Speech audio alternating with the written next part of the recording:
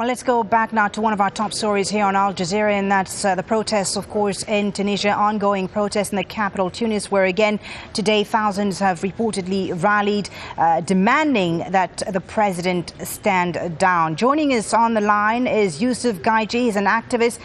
And he's on the line from the Tunisian capital, Tunis. Yusuf, tell us about what's happening today in Tunis. We've seen these spectacular images there of huge crowds gathered in central Tunis. What are you seeing? What are you hearing? Well, in the morning we were maybe a couple of hundred. Then people started flooding. We reached a couple of thousands, and now, people are flooding from everywhere. They heard about the protest. They heard it's peaceful.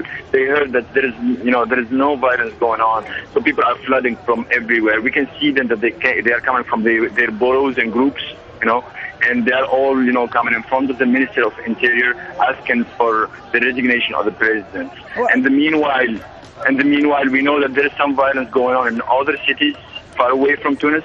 But here the protest is absolutely peaceful. There are few cops, very few. They actually withdraw, and now it's just thousands of people asking for the resignation, planning to stay here until the president resigns. And indeed, we are seeing these pictures, these latest pictures coming to us from Tunis, where huge crowds, thousands, have gathered in the Tunisian capital. And this comes a day after the president again took to the airways for a third time since these protests began some 4 weeks ago now. The president making some gestures saying that democratic reforms would be made in the country, saying that there'd be more media freedom. But Yusuf, it seems that the people are not hearing this message. He has promised to create jobs. He's promised to make democratic reforms, but the people simply want him to go, it seems. Well, here are 2 points. First, the president just repeated the speech that he made in the beginning when he was elected in 1987. He said that we will be a democratic country, we will offer you freedom. So he's just repeating himself, 23 years after.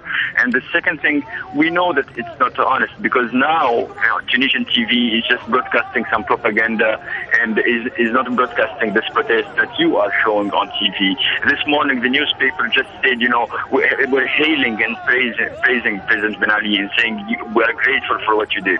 The media is just fabricated, and they are just the propaganda machine of the government that is still functioning. But people know through images from Facebook, from Twitter, from Al Jazeera, from international media, that's not what people want. Certainly, even for us, it's been difficult to get information, Yusuf, out of Tunisia. But we have heard of reports of more people killed overnight, despite President Ben Ali saying yesterday in his speech that no more blood would be shed. More people being killed. What are you hearing about this? There are shootings. All night long we were hearing shootings. I heard shootings myself. I heard of people dying in different boroughs in Tunis. So it's not true. The killings continued during the whole night. But you would say that the protests today, these huge crowds that we're seeing in Tunis, are these protests today more peaceful? They are definitely peaceful. They are very, very peaceful. There are no weapons here, very few cops, and they are just here. I can see them now, and protesters are just talking to them normally. Some protesters are asking them to join them. It's very, very peaceful. What about the security forces? What are they doing as they face these thousands of people? And this morning they were in front of the minister. They are trying to block the protesters and protect the minister. But then they start withdrawing, and now we just see them in some side roads, side streets, but they are not on the main spot anymore. They are not in front of the minister. They couldn't just stay in front of the crowd.